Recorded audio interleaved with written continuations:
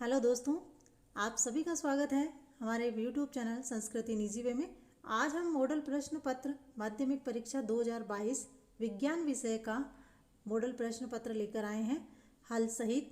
इससे पहले हम हिंदी का प्रश्न पत्र हल कर चुके हैं। यह पेपर आपके 80 मार्क्स का होगा। ये 4 खंडों में विभाजित है। तो सबसे पहले ए खंड दिया है और इसमें प्रश्न पूछा है बहुविकल्पी प्रश्न। अब प्रश्न नंबर 1 इसमें क्या है, निम्न प्रश्नों के उत्तर का सही विकल्प चयन कर उत्तर पुस्तिका में लिखिए। तो पहला प्रश्न इसमें दिया है पादप में फ्लोएम उत्तरदायी है। उत्तर हो जाएगा भोजन का वहन।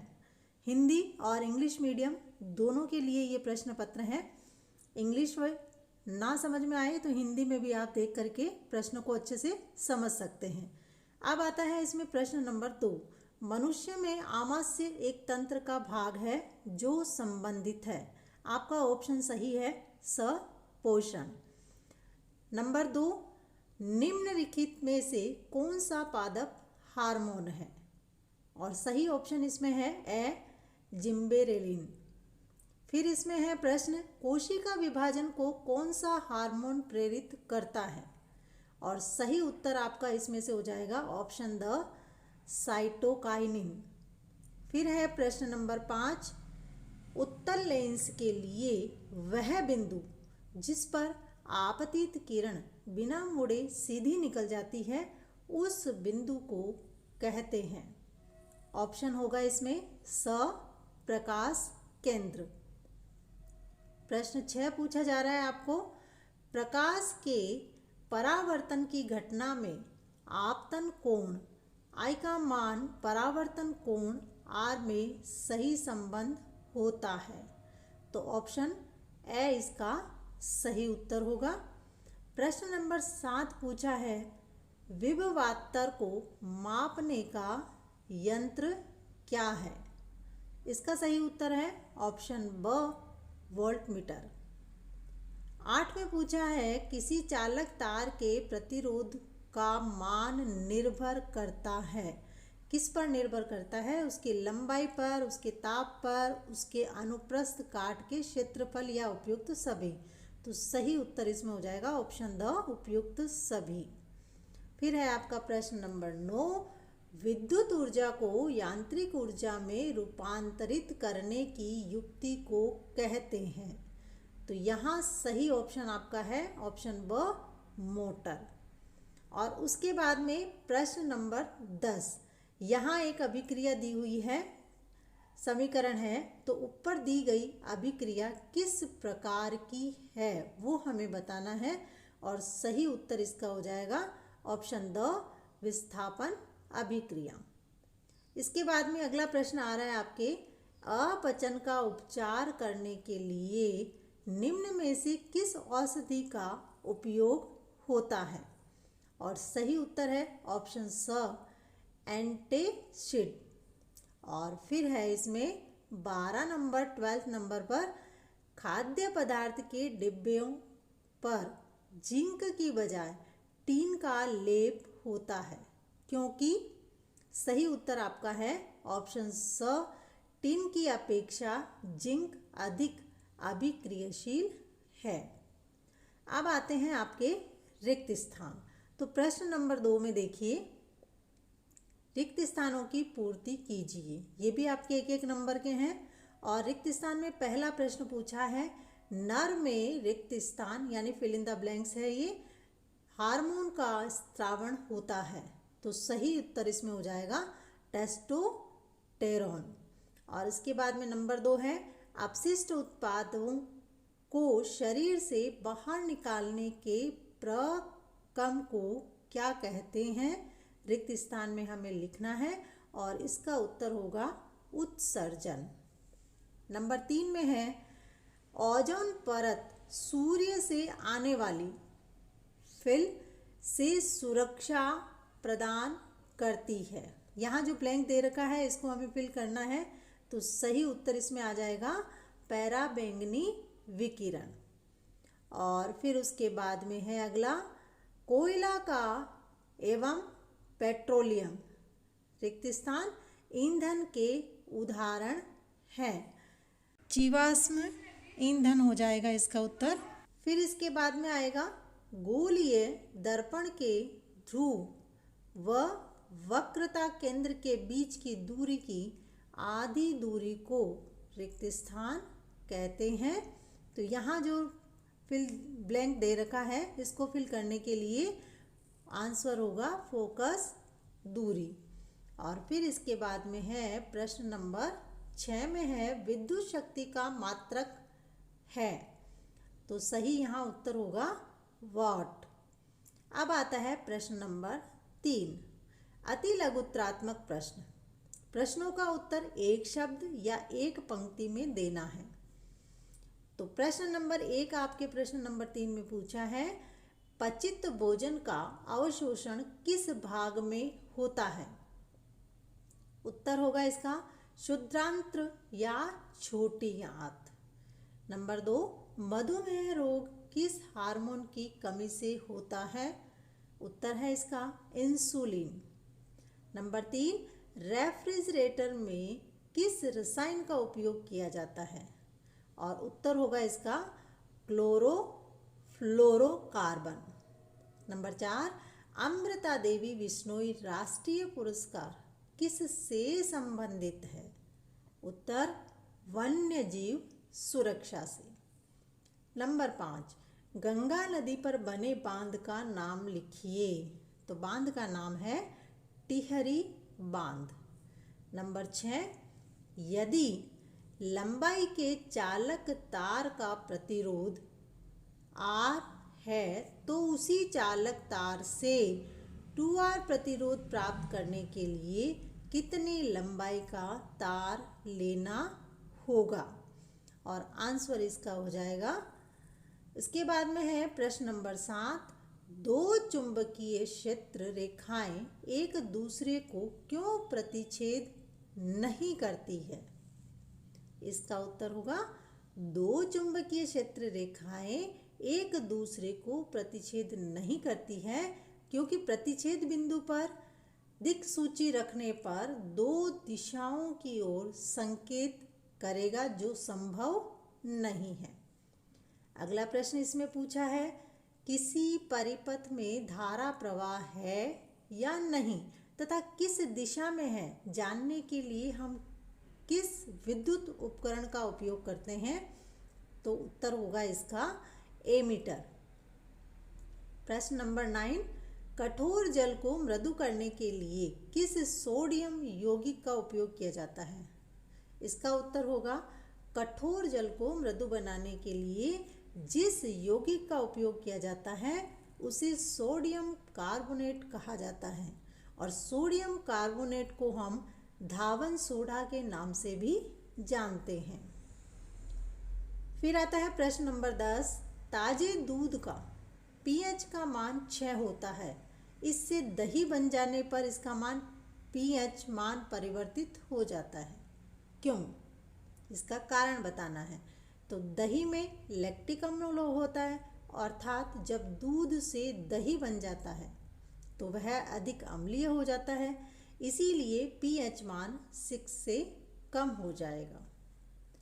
अब आता है प्रश्न नंबर 11, आश्रित जल विद्युत का चालक क्यों नहीं होता जबकि वर्षा का जल होता है? और इसमें उत्तर होगा आश्रित जल शुद्ध होता है जिसमें आयन नहीं बनता तथा विद्युत का चालन आयनों द्वारा होता है, और वर्षा के जल में थोड़ी मात्रा में अम्ल होते हैं क्योंकि वायु में उपस्थित SO2 और NO2 गैस जल में मिल करके इसे अम्लीय बना देते हैं। ये अम्ल आयन उत्पन्न करते हैं जिसके कारण विद्युत धारा का चालन हो जाता है। अब देखिए प्रश्न नंबर 12, इसमें एक यौगिक का प्रचलित नाम क्या है? COCl2, इस यौगिक का प्रचलित नाम क्या है? उत्तर होगा इसका, इस यौगिक का प्रचलित नाम है विरंजक चूर्ण। अब आ रहा है खंड ब। इसमें जो प्रश्न आपको पूछे जा रहे हैं वो लघुत्रात्मक प्रश्न है। प्रश्न 4 से लेकर के 16 तक के उत्तर आपको लघुत्रात्मक में लिखने हैं, जिसकी शब्द सीमा होगी आपके 50 शब्द। ये सभी आपके 2-2 नंबर के होंगे। तो देखिए प्रश्न नंबर 4 इसमें पूछा है, भोजन के पाचन में लार की क्या भूमिका है? और इसका उत्तर सही है, मुंह में स्थित लार ग्रंथियों से लार निकलकर चबाए हुए भोजन में मिलकर इसे चिकना तथा लसलसला बना देती है, जिससे यह भोजन नली में आसानी से फिसल सकता है। इससे अधिक महत्वपूर्ण यह है कि लार में उपस्थित एंजाइम एमाइलेज मंड के जटिल अणुओं को शर्करा में खंडित कर देती हैं, जो मंड की अपेक्षा काफ़ी सरल अणु होते हैं, और इस तरह लार भोजन के पाचन में अहम भूमिका निभाती है। प्रश्न नंबर 5 पूछा है, प्रभावी एवं अप्रभावी लक्षण को समझाइए। उत्तर होगा इसका, जब संतति में माता पिता में से किसी एक का अकेला विकल्प ही प्रकट हो तो उसे प्रभावी लक्षण कहते हैं। जब दोनों के लक्षण संयोजित हो तो उसे अप्रभावी लक्षण कहते हैं।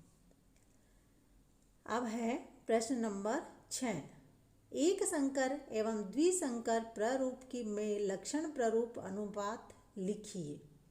तो एक संकर का अनुपात होगा 3:1 और द्विसंकर का होगा 9:3, यानी 9, 3, 3 और 1, 9:3:3:1। प्रश्न नंबर 7, जैव निम्नकरणीय किसे कहते हैं? उत्तर हो जाएगा इसका, जैव निम्नकरणीय पदार्थ जो प्राकृतिक प्रक्रिया जैसे जीवाणु की क्रिया द्वारा अपघटित हो जाता है, जैव निम्नकरणीय कहलाता है, और ऐसे पदार्थ पर्यावरण को हानि नहीं पहुंचाते हैं। इसी में क्रम में आगे प्रश्न नंबर 8 पूछा है, प्रकाश के अपवर्तन के नियम लिखिए। अपवर्तन के 2 नियम हैं। पहला नियम है आपतित किरण, अपरिवर्तित किरण तथा आपतन बिंदु पर अभिलंब सभी एक ही तल में होते हैं।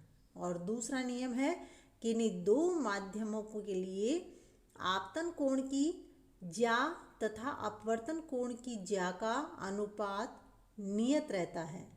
इस नियत अनुपात को स्नेल का नियम भी कहते हैं। अगला प्रश्न है इसमें प्रश्न नंबर 9, यदि ये 3 प्रतिरोधकों को पार्श्व क्रम में संयोजित किया जाता है तो संयोजन को तुल्य प्रतिरोधी की गणना करनी है। तो यहाँ आंसर आपको दे रखा है। अब है प्रश्न नंबर 10, विद्युत परिपथ के लिए ओम का नियम लिखिए और इसके लिए आवश्यक सूत्र भी लिखिए। तो यहाँ यदि किसी चालक की भौतिक परिस्थितियों यानी कि लंबाई, ताप, दाब आदि में कोई परिवर्तन नहीं किया जाए, तब उस चालक के सिरों पर उत्पन्न विभवांतर इससे प्रभावित हो रही धारा के समानुपाती होता है, और ओम का नियम लिखा है, आप देख सकते हैं। फिर है प्रश्न नंबर 11, धारावाही चालक छड़ को चुंबकीय क्षेत्र में लंबवत रखने पर उस पर लगने वाले बल की दिशा की व्याख्या के लिए फ्लेमिंग के बाएं हाथ का नियम लिखिए व आवश्यक चित्र भी बनाइए। तो ये भी आपके 2 नंबर का है। इसमें देखिए फ्लेमिंग का बाएं हाथ का नियम क्या है वो बता देते हैं पहले, कि इस नियम के अनुसार जब हम हमारे बाएं हाथ के अंगूठे, मध्यिका तथा तर्जनी को एक दूसरे के लंबवत व्यवस्थित करते हैं तो तर्जनी चुंबकीय क्षेत्र की दिशा मध्यिका चालक के प्रवाहित विद्युत धारा की दिशा में दर्शाता है, तो अंगूठा चालक तार पर लगने वाले बल की दिशा को व्यक्त करता है। इसके बाद में है अगला प्रश्न, लोहे की वस्तुओं को हम पेंट क्यों करते हैं? इसका उत्तर है पेंट करने से लोहे के पदार्थ का ऊपरी भाग छुप जाता है, वह वायु के साथ सीधे संपर्क में नहीं आता, जिसके कारण उसमें जंग नहीं लगता है। इसीलिए पेंट करने से हम लोहे के उस पदार्थ को जंग लगने से बचा सकते हैं। प्रश्न नंबर 13, संतुलित रासायनिक समीकरण क्या है?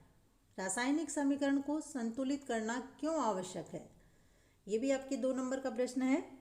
इसका उत्तर है वह रासायनिक समीकरण जिसमें दोनों पक्षों में प्रत्येक तत्व के परमाणुओं की संख्या बराबर होती है, तो वह संतुलित रासायनिक समीकरण कहलाती है।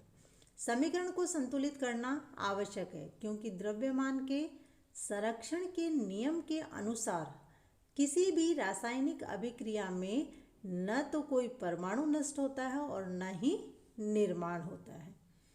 फिर है प्रश्न नंबर 14 नंबर पर पूछा है आपको, आयनिक यौगिक का गलनांक उच्च क्यों होता है?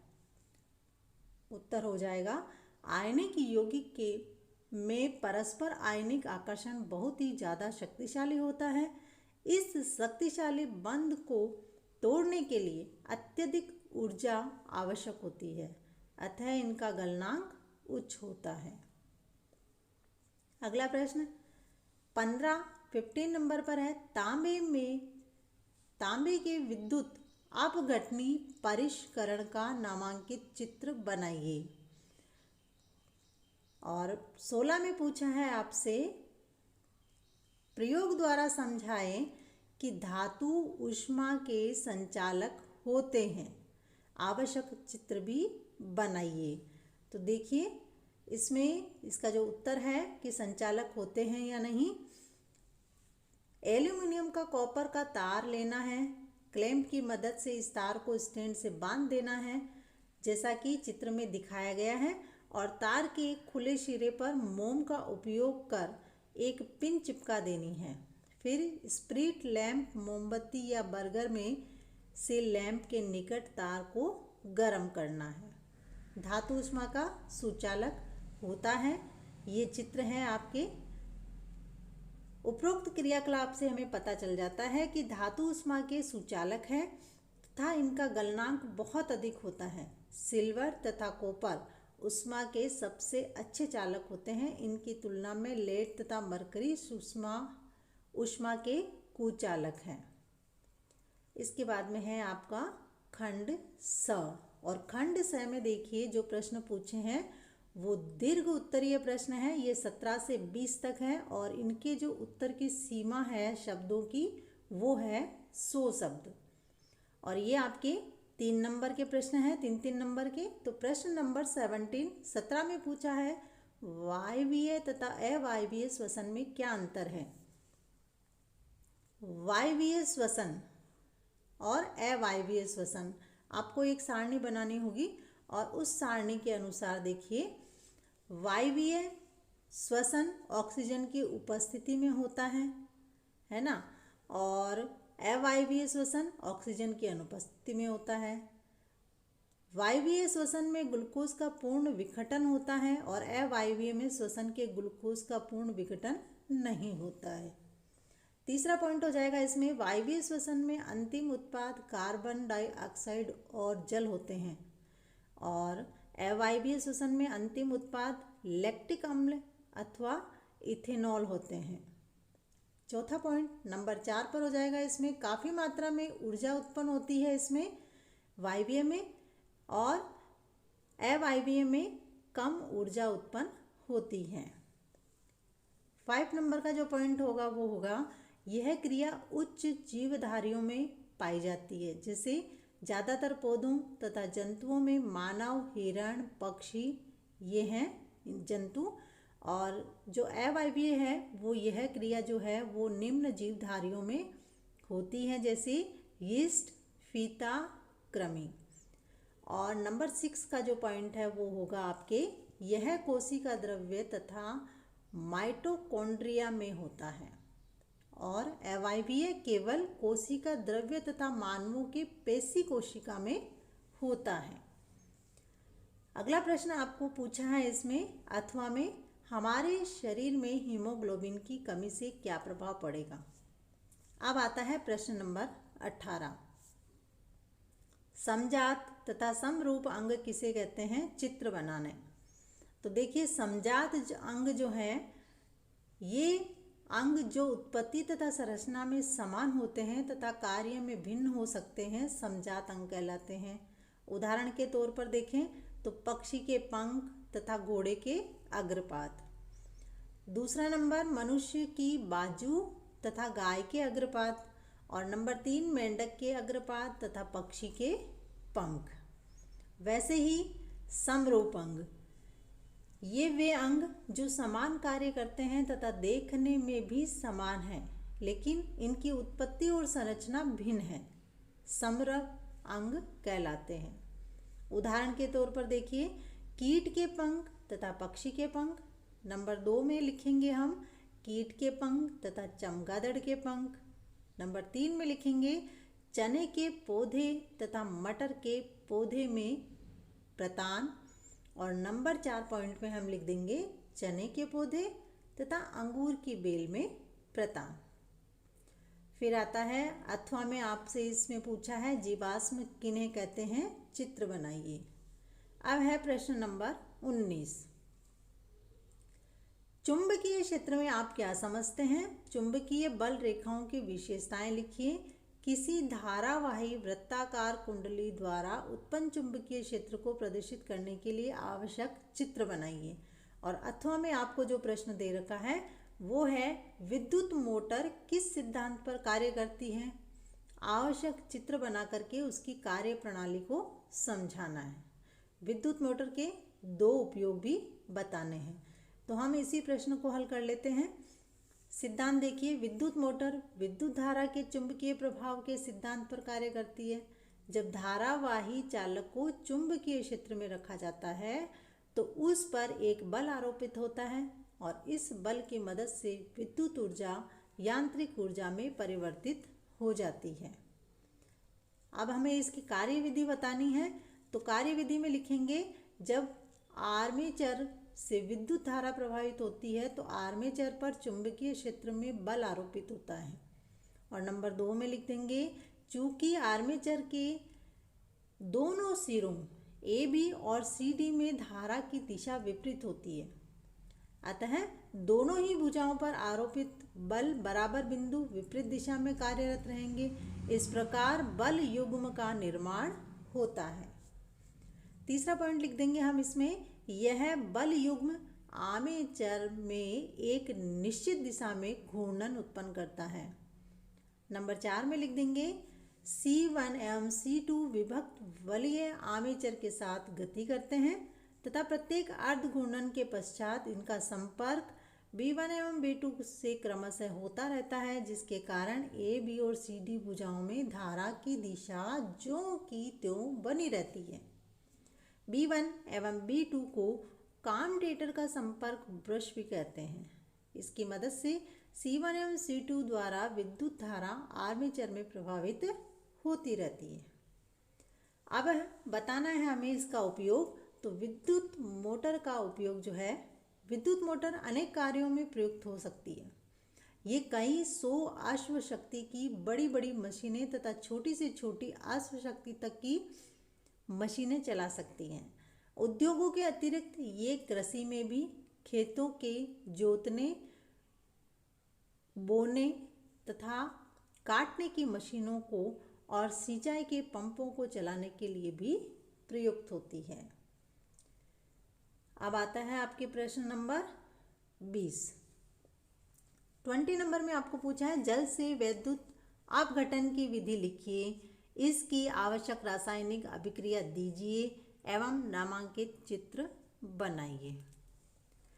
अथवा में आपको पूछ रखा है, जब लोहे की कील को कॉपर सल्फेट के विलयन में डुबोया जाता है तो विलयन का रंग क्यों बदल जाता है। आवश्यक चित्र बनाते हुए समझाना है। तो लोहे का कील को कॉपर सल्फेट में क्यों डुबोया जाता है कि जब लोहे की कील को नीले रंग के कॉपर सल्फेट में विलयन में डुबोया जाता है तो विलयन का नीला रंग हल्का मलिन हो जाता है। ऐसा इसीलिए हुआ क्योंकि ये जो अभिक्रिया हुई, इस अभिक्रियाशील कॉपर का विस्थापन कर देता है और आयरन सल्फेट द्वारा कॉपर धातु बनाता है। यह अभिक्रिया निम्न प्रकार से होती है। प्रश्न नंबर आता है आपके खंड द। अब इसमें खंड द में आपसे पूछा है निबंधात्मक प्रश्न 21 से लेकर के 22 के उत्तर लिखने हैं आपको, और शब्द सीमा जो उत्तर की होगी वो होगी 250 शब्द, 250 वर्ड। ये 4 नंबर के प्रश्न होंगे आपके, 4 नंबर के दोनों प्रश्न। तो 21 में देखिए, सिनेप्स किसे कहते हैं? तंत्रिका कोशिका के कार्य बताइए। तंत्रिका कोशिका का नामांकित चित्र बनाइए। वैसे ही आपके एक अथवा में इसमें दे रखा है, मस्तिष्क का कौन सा भाग शरीर की स्थिति तथा संतुलन का अनुरक्षण करता है? अनैच्छिक क्रियाओं को 2 उदाहरण लिखिए और मानव मस्तिष्क का नामांकित चित्र बनाइए। तो यहाँ प्रश्न नंबर 1 में देख लीजिए, अनुमस्तिष्क जो आपका इसमें प्रश्न 1 पूछा है ना कि मस्तिष्क का कौन सा भाग शरीर की स्थिति तथा संतुलन का अनुसरण करता है, तो इसका हम उत्तर नीचे लिख देंगे नंबर 1 लगा करके। अनुमस्तिष्क शरीर की स्थिति तथा संतुलन का अनुसरण करता है। और दूसरे में आपसे पूछा था कि अनैच्छिक क्रियाओं के 2 उदाहरण लिखिए। तो यहाँ होगा अनैच्छिक क्रियाओं के उदाहरण, हृदय का धड़कना, सांस लेना, पाचन नली की क्रमाकुंचन गति, और फिर यहाँ पर मानव मस्तिष्क का चित्र। अब देखिए प्रश्न नंबर 22, गोलीय लेंसों के लिए चिन्ह की परिपाटी को समझाइए।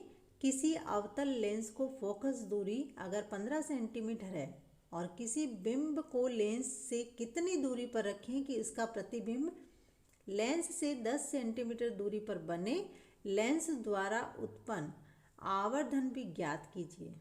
उत्तल लेंस द्वारा बनने वाले प्रतिबिंब के लिए किरण चित्र बनाइए, जबकि बिंब को इनके बीच में रखा जाता है। आप देखिए, गोलीय लेंस के लिए चिन्ह की परिपाटी निम्नलिखित बिंदुओं के आधार पर होती है। बिंदु कौन से हैं? सबसे पहला बिंदु होगा मूल बिंदु, ध्रुव P को माना जाता है तथा सभी दूरियां ध्रुव P से ही मापी जाती हैं। नंबर 2, जब दूरियां आपतित प्रकाश की किरणों की दिशा में मापी जाती हैं तो इन्हें धनात्मक किया जाता है। तीसरा हम पॉइंट लिखेंगे, तीसरा बिंदु नंबर 3 पर, जब दूरियां आपतित किरणों की दिशा में विपरीत दिशा में पाई जाती हैं तो उनको ऋणात्मक लिया जाता है। नंबर 4 में मुख्य अक्ष के लंबवत ऊपर की दिशा में दूरियां घनात्मक ली जाती है तथा मुख्य अक्ष के लंबवत नीचे की दिशा में दूरी ऋणात्मक मापी जाती है। बिंदु नंबर 5 लिख देंगे हम पॉइंट नंबर, ध्रुव से वस्तु की दूरी को U से प्रतिबिंब की दूरी को V से दर्शाते हैं। नंबर 6, अतः ध्रुव से वस्तु की दूरी U को ऋणात्मक लिया जाता है। और नंबर 7 में लिखेंगे, यदि प्रतिबिंब आभासी बन रहा है तो ध्रुव के प्रतिबिंब की दूरी V को धनात्मक लिया जाता है तथा जब प्रतिबिंब वास्तविक बनता है तो ध्रुव से प्रतिबिंब की दूरी V को ऋणात्मक माना जाता है। और 8वां पॉइंट नंबर 8 पे लिखेंगे, फोकस दूरी को F से दर्शाया जाता है। अवतल दर्पण के लिए फोकस दूरी ऋणात्मक ली जाती है तथा उत्तल दर्पण के लिए फोकस दूरी को घनात्मक माना जाता है। इसके बाद में अगला प्रश्न हम देखेंगे। अगला प्रश्न आपको 15 सेंटीमीटर फोकस दूरी के अवतल दर्पण का उपयोग करके हम किसी बिंब का सीधा प्रतिबिंब बनाना चाहते हैं। बिंब का दर्पण से दूरी पर परिसर क्या होना चाहिए? प्रतिबिंब की प्रकृति व आकार पर टिप्पणी लिखिए। इस स्थिति में प्रतिबिंब बनाने का किरण चित्र भी बनाना है और एक दर्पण द्वारा उत्पन्न आवर्धन +1 पर है, इसका अर्थ है। अब इसका उत्तर देना है। अब देखिए अगला प्रश्न है प्रश्न नंबर 23। धातु के साथ अम्ल की अभिक्रिया होने पर सामान्यतः कौन सी गैस निकलती है? एक उदाहरण के द्वारा समझाना है। इस गैस की उत्पत्ति की जांच आप कैसे करेंगे, इसके लिए एक चित्र भी बनाना है और इसके लिए आपके नंबर डिवाइड हो गए हैं इसमें 1 + 2 + 1। ठीक है। और इसी प्रकार से एक और प्रश्न अथवा में पूछा है आपको, कोई धातु यौगिक A तनु हाइड्रोक्लोरिक अम्ल के साथ अभिक्रिया करता है तो बुदबुदाहट उत्पन्न होती है तथा इससे उत्पन्न गैस जलती है, मोमबत्ती को बुझा देती है। धातु यौगिक A एवं उत्पन्न होने वाली गैस का नाम बताइए और पूर्ण अभिक्रिया के लिए संतुलित रासायनिक समीकरण भी लिखिए। तो इसमें भी आपके नंबर डिवाइड हो गए हैं 1, 2 और 1, यानी कि टोटल आपके 4 नंबर का प्रश्न है। आंसर इसमें है, जब एक अम्ल धातु के साथ क्रिया करता है तो हाइड्रोजन गैस मुक्त होती है। एग्जाम्पल इसमें दिया हुआ है कि जांच अगर कैसे करते हैं इसमें कि हाइड्रोजन गैस की उपस्थिति की जांच गैस के पास एक जलती हुई मोमबत्ती या जलती हुई तीली ले जाने से हो जाती है। गैस ज्वलनशील है तथा पॉप की ध्वनि के साथ जलती है। सभी विषयों के मॉडल पेपर हल आपको मिल जाएंगे हमारे इस चैनल पर, तो चैनल को सब्सक्राइब करें और बेल आइकन पर क्लिक करना ना भूलें। अगर वीडियो पसंद आता है तो इसे लाइक कर अपने दोस्तों के साथ भी शेयर करें। धन्यवाद।